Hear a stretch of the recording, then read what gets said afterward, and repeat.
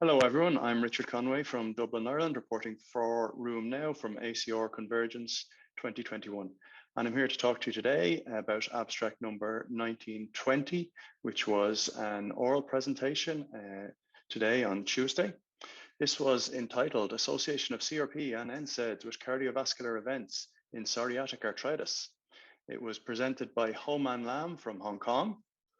This was a retrospective cohort study, and the main outcome of this was the first cardiovascular event. Now, this is of interest because non-steroidal anti-inflammatory drugs, there's been concerns about these and associations with increasing cardiovascular mortality, cardiovascular events, strokes, heart attacks in the general population.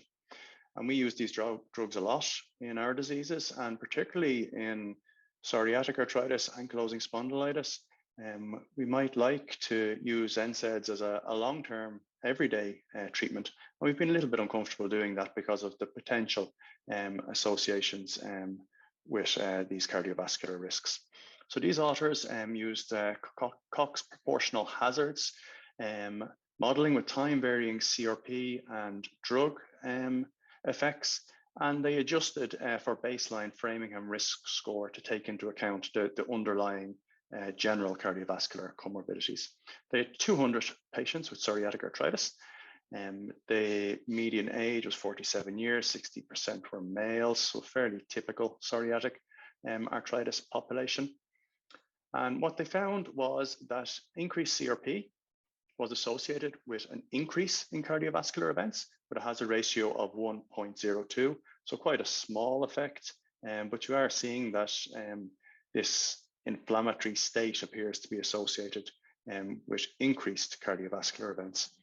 And then very interestingly, when they looked at non-steroidal anti-inflammatories, they found a decreased association with cardiovascular events with a hazard ratio of 0.30, which is really quite a big effect.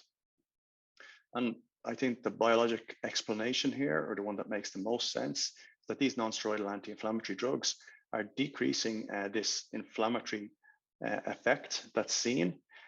So the effect of the inflammation and increasing cardiovascular risk. And actually in this population, it seems that non-steroidal anti-inflammatories may well be a positive in terms of future cardiovascular events. So very reassuring, I think, for a lot of us in the way we practice at the moment and use NSAIDs quite a lot in the long term.